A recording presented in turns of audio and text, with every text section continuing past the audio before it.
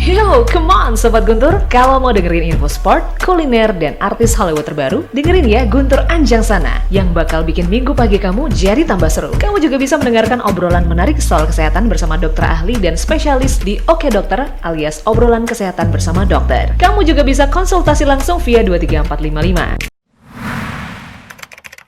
Sebelum kalian menyaksikan video ini, silakan tekan tombol subscribe dan aktifkan lonceng notifikasinya agar tidak ketinggalan info menarik lainnya. Selamat pagi Sobat Guntur FM, bertemu kembali bersama saya Tami Krisna. Dan seperti kata rekan Shanti tadi ya, bahwa kali ini kita sudah kedatangan satu narasumber Sobat Guntur yang pastinya akan membahas mengenai Oke Dok, obrolan kesehatan bersama dokter. Untuk topik kita pada pagi hari ini Sobat Guntur, ini agak tegang ya rasanya ya, karena kita akan membahas mengenai vaksin COVID-19. Ya, seperti yang kita tahu Sobat Guntur FM, sampai saat ini kita masih bergelut di antara pandemi COVID-19 ya. Meskipun orang-orang sudah pada melakukan aktivitas layaknya normal, tapi sepertinya itu yang benar adalah new normal Sobat Guntur ya. Kita melakukan aktivitas yang berbeda dengan yang sebelum-sebelumnya, di mana sebelumnya mungkin kita tidak pernah menggunakan masker kemana-mana atau jarang menggunakan masker. Sekarang di mana-mana sudah kita temui orang-orang menggunakan masker. Bahkan ketika seseorang tidak menggunakan masker, maka kita bakal notice sendiri nih, ini kenapa ya nggak pakai masker Sobat Guntur.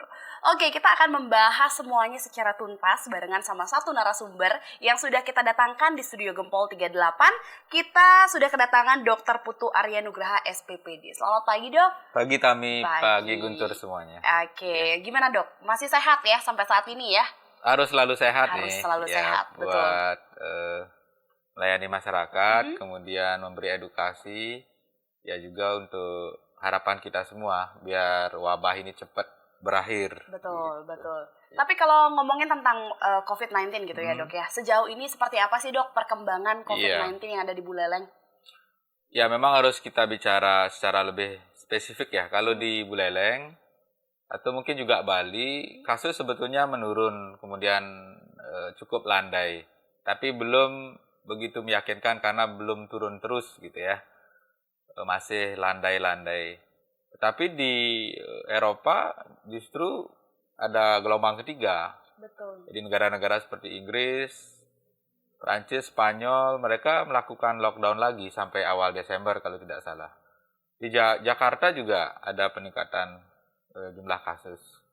Artinya ini belum betul-betul bisa dianggap aman dan enteng lah. Sehingga kalau kita bicara vaksin ini memang rasanya sangat faktual. Karena salah satu skema yang diajukan akan efektif mempercepat wabah ini teratasi ya pemberian imunisasi massal. Atau vaksin itu ya Dok ya? Vaksin itu. Oke, jadi kalau misalnya Sobat Guntur yang menutup telinga perihal COVID-19 gitu ya. Sekarang kita harus benar-benar aware ya Dok ya. Ini bukan hal yang bisa dianggap enteng Sobat Guntur FM.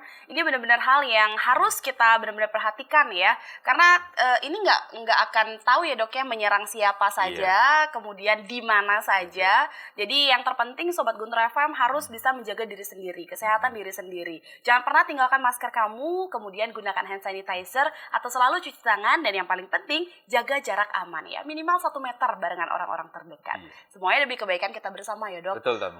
Oke, kalau ngomongin tentang vaksin ya Dok ya, beberapa hari belakangan Sobat Guntur FM di sosial media ramai sekali dibicarakan mengenai vaksin ini gitu kan. Beberapa hari lalu juga Bapak Presiden Jokowi sempat mengadakan press conference gitu ya, Dok ya, mengenai vaksin ini. Nah sebenarnya seperti apa sih Dok vaksin ini sendiri? Ya memang wabah ini terlanjur kontroversi sejak awal ya, sehingga efek dominonya setiap hal yang terkait dengan wabah ini, apakah data-data, kemudian upaya penanganan, regulasi itu sedikit kemudian selalu berbau kontroversi. Ya Tami kan masih ingat bagaimana karantina menjadi kontroversi, masker lagi sampai berurusan ke meja hijau beberapa saudara kita gara-gara ini. Nah akhirnya pada tahap wacana vaksin ini pun kemudian timbul kontroversi, perdebatan. Kita harus memastikan bahwa COVID ini ada. Jumlah kasusnya sudah tercatat dengan baik, jumlah korban juga tercatat dengan baik, Kalau kita bicara kontroversi bagaimana asal mulanya, mungkin ya bisa terjadi konspirasi segala macam. Namun itu tetap perlu pembuktian. Tapi kalau kita bicara saat ini, wabah ini betul-betul nyata, dan bagaimana tidak nyata kalau ilmuwan sudah memetakan kode genetik mereka dan menyiapkan vaksin untuk kekebalan terhadap risiko infeksi. Nah, kemudian banyak yang mempertanyakan, masa sih dalam 6 bulan setahun mampu memproduksi vaksin? Karena memang secara teoritis, vaksin biasanya baru bisa diciptakan paling cepat 3 tahun.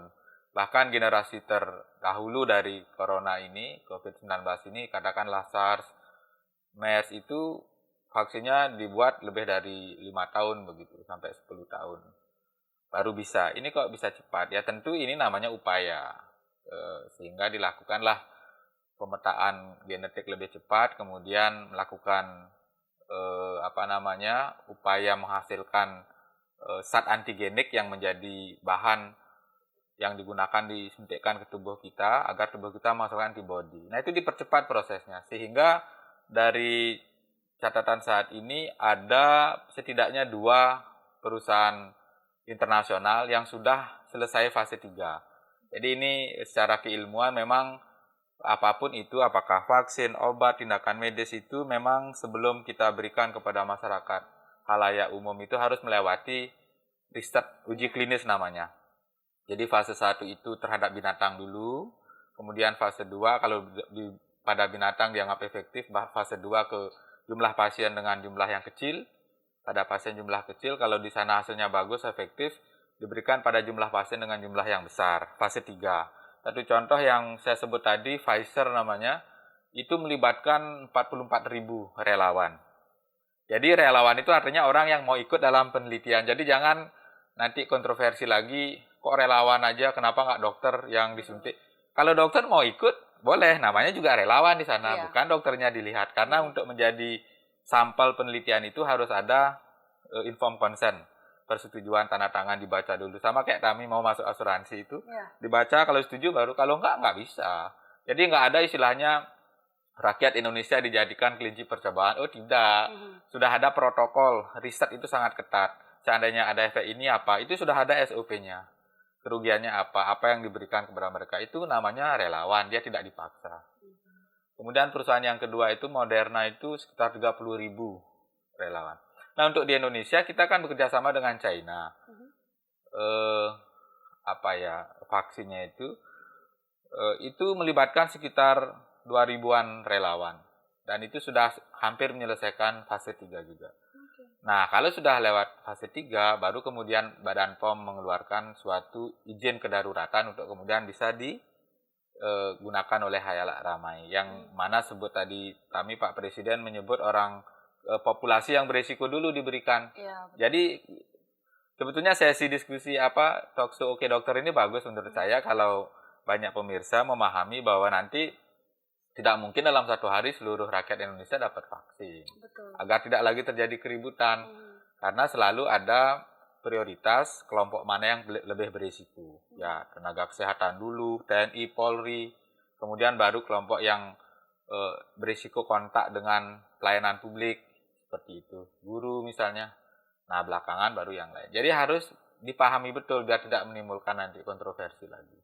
Jadi begitulah gambaran dari bagaimana vaksin ini dikebut sedemikian rupa agar cepat bisa menghasilkan yang aman untuk masyarakat tapi efektif, dan outcome-nya adalah bagaimana biar wabah ini bisa cepat teratasi. Karena kerugian dunia saat ini sudah mencapai 100 kuadrilium. Kebayang nggak uang 100 kuadrilium? Jadi juta, miliar, habis itu dia triliun, kuadrilium. Itu 100. Itu di mana naruhnya uang segitu tuh? Ya seperti itulah. Belum lagi korban jiwa, korban secara medis, kesehatan, berdampak, ketakutan psikologi kan. Nah, sehingga diperkirakanlah kalau tidak akhir tahun ini, awal tahun baru bisa dilaksanakan vaksinasi itu. Demikian. Jadi ini juga sekaligus menjawab ya Sobat Guntur kontroversi yang ada di luar sana. Kenapa nih vaksinnya kok cepat banget gitu ya Dok ya? cepat itu justru lebih baik sebenarnya ya kan. Bukan karena terburu-buru Sobat Guntur FM, tapi memang upaya semuanya bersinergi untuk menciptakan satu upaya biar dikata juga pandemi ini segera hilang dari dunia ya. Karena benar-benar mempengaruhi kehidupan kita ya Dok ya. Entah dari segi sosial, ekonomi, semua aspek ikut terkena efek dari pandemi ini Sobat Guntur. Ya intinya dia boleh dibilang terburu-buru, kemudian tergesa-gesa, tapi terukur semua. Ya, betul. Sebab sains itu, apalagi medis, dia sangat ketat protokolnya. Tidak bisa testimoni. Kemarin mungkin kita juga ada kontroversi soal obat COVID. Saya menggunakan ramuan ini, kemudian sehat. Itu nggak bakal bisa diadopsi oleh kolegium atau oleh perkumpulan profesi dokter. Harus ada dokumen riset dengan tahap-tahap itu. Nanti ada tahap keempat lagi melihat efek jangka panjang. Itu masih di follow up. Jadi kendati pun terburu-buru, tergesa-gesa, tapi semua sangat terukur. Jadi harus dipahami karena saat ini kan ada fenomena masyarakat sering merasa paham hanya dengan sekali membaca berita online misalnya. Kemudian di-share berulang-ulang. Itu lebih baik berpikir dulu, analisis dulu. Apalagi sesuatu yang sangat sensitif misalnya.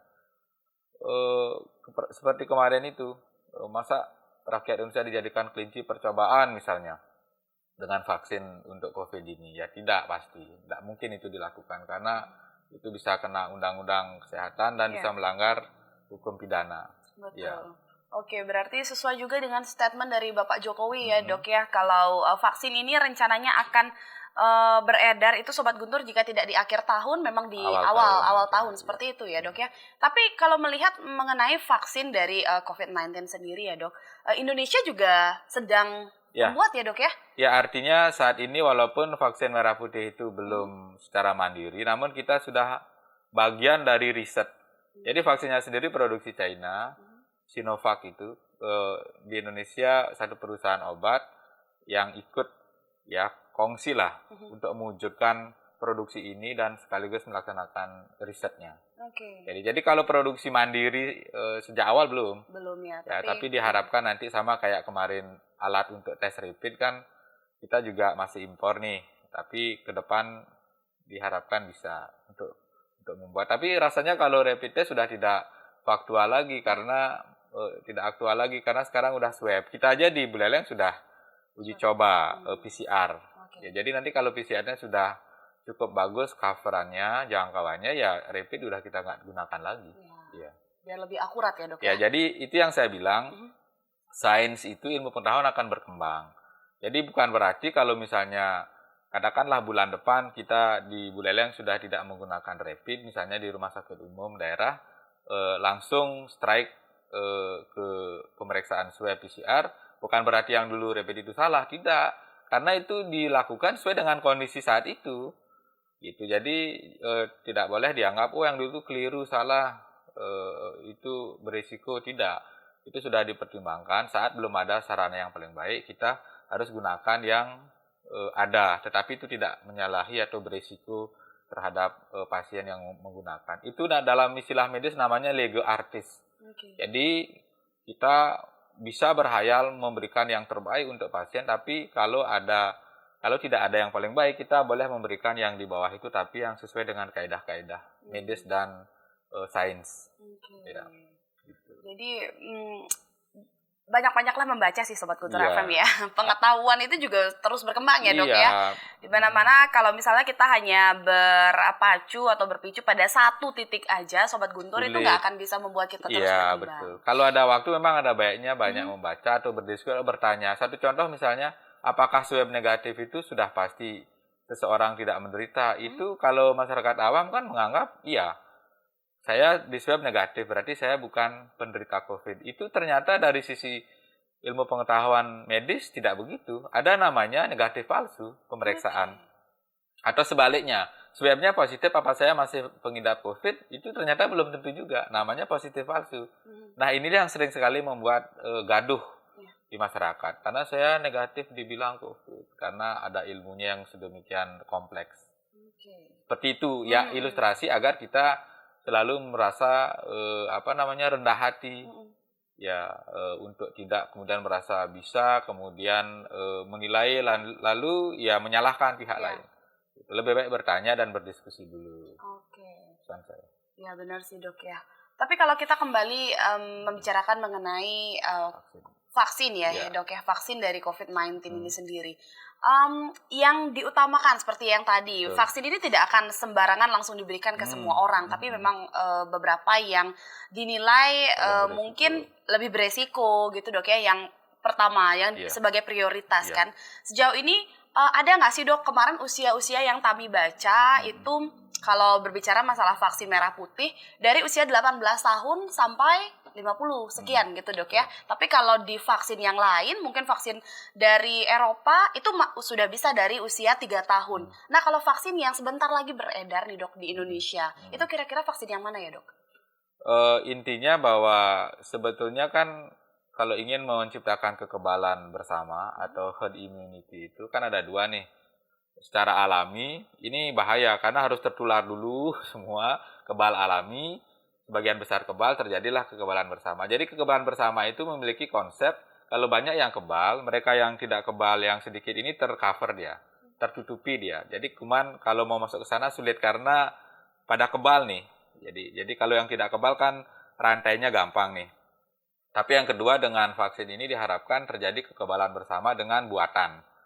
Ya, jadi kita membuat orang menjadi kebal dengan menyuntikkan virus yang sudah dilemahkan atau disebut dengan zat antigenik tadi. Zat antigenik dimasukkan untuk merangsang pembentukan antibodi. Idealnya sih semua, tapi karena seperti dulu misalnya masker, harusnya kan semua dapat masker, minimal masker bedah begini, tapi kan jumlahnya tidak cukup. Sehingga kalau semua harus dikasih rebutan, nanti nakes yang berisiko terhadap penularan karena melayani pasien kesulitan. Sehingga kemudian WHO pun setuju ya kalau masyarakat umum yang kontak risiko rendah gunakan masker kain 3 lapis misalnya. Yang nakes di rumah sakit masker bedah, nakes di ruang isolasi N95. Kan sudah dibagi-bagi. Vaksin juga begitu. Mestinya secara teoritis semua diberikan karena kita semua berisiko. Seperti yang kita rawat sekarang mulai dari balita, remaja dewasa, lansia.